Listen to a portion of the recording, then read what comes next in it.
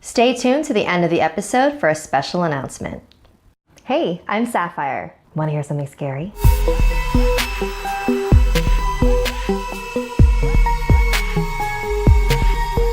If I were you, I'd lock my doors before listening to our final chapter. This is the story of Donna, a young girl who was left home alone one night for a little too long. There once was a 15-year-old named Donna. Her mother died when she was very young, and it was just her and her dad ever since, living in a peaceful suburb. They had grown incredibly close over the years. They would always know what the other was thinking, and even feel when the other was near. Some joked that they were psychically connected. One morning, Donna and her father were having breakfast. "I've got a meeting later today," he said.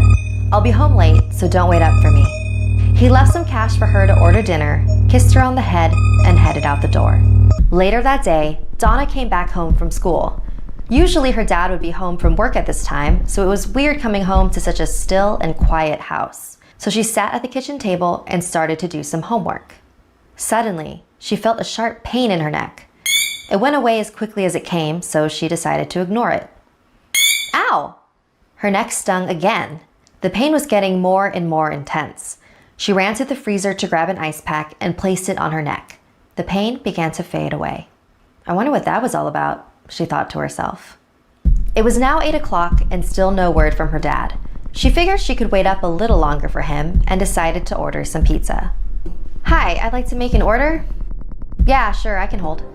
The subject is still on the loose. The police are recommending everybody lock their doors and windows and not answer the door for anybody, especially at night. "Hi, can I get a large pepperoni pizza?" It was getting pretty late and she began to doze off on the couch and dream. She was a little girl again, in the house she used to live in when her mom was still alive. Donna was sitting at the kitchen table and she looked over at the stove where a woman with her back turned was making breakfast. "Mom?"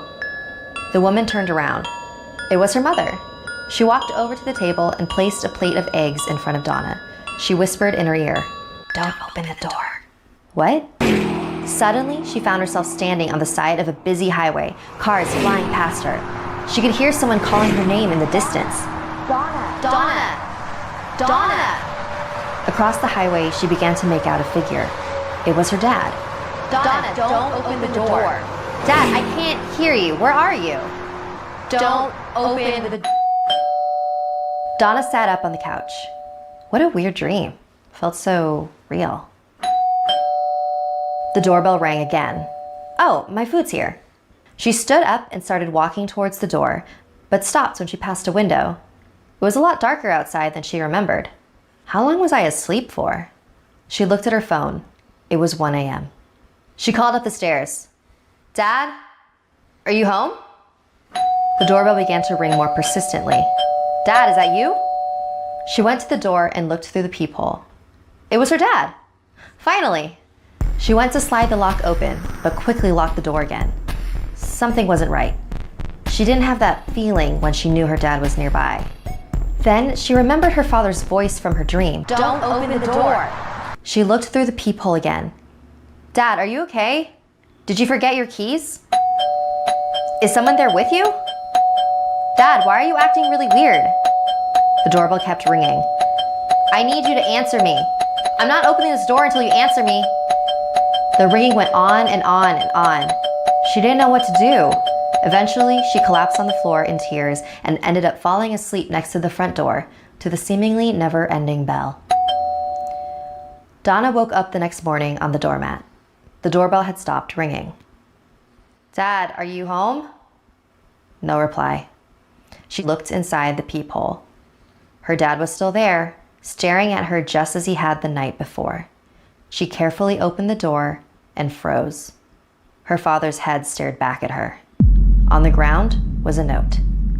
"I know you're all alone now." Thanks for watching. Do you have any ideas for future volumes? I'd love to hear them in the comments. Want something scary for your phone? Make your home screen haunted with our new wallpapers available to download now for free. And for a limited time, you can now purchase a Something Scary poster.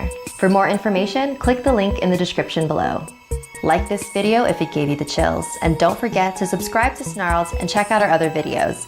And if you dare to follow me, my links are in the description below. Until next time, sweet dreams.